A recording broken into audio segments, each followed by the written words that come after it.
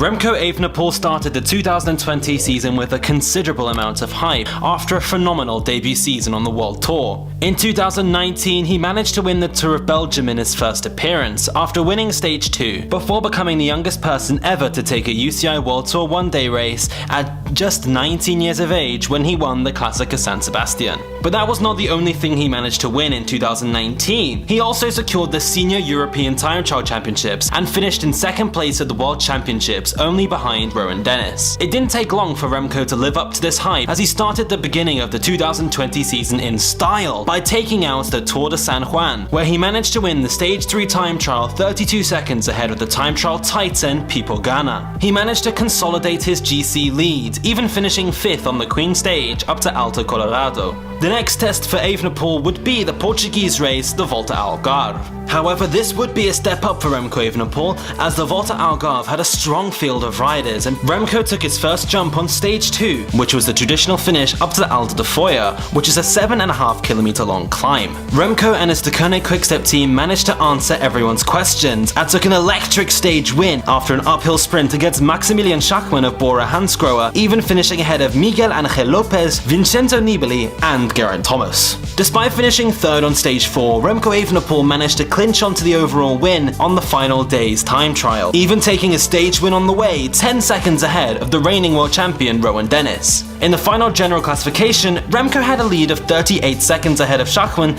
and 39 seconds ahead of Miguel Angel Lopez. In the process, Remco Evenepoel became the youngest winner of this race, surpassing 2020 Tour de France champion Tadej Pogacar. Remco restarted his season at the Volta a Burgos, a race that had been dominated by Iban Sosa in the last few years, but this time all eyes were on this young Belgian. The Remco show began on Stage 3, where he vanquished the stage 18 seconds ahead of George Bennett and many other big names such as Richard Carapaz, Mikel Landa and Esteban Chaves. At the Volta a Burgos, he managed to clinch the overall after finishing 3rd on Stage 5, thereby becoming the youngest winner in this race's history, beating the record previously held by Iban Sosa. Next up was the Tour de Polonia, and this was the first World Tour race of Remco Evenepoel's season and the first stage race on the restarted UCI World Tour calendar. On Stage 4, Remco put in a race-winning attack on the Queen Stage. Courageously going with 52 kilometers to go, he brought out a camp 1 minute and 48 seconds ahead of his nearest rivals. Rather fittingly, his celebration was also an ode to Fabio Jakobsen, his teammate, who sadly crashed on Stage 1 of the Tour de Polonia. This became one of the images of the 2020 season, and Remco's last GC race win.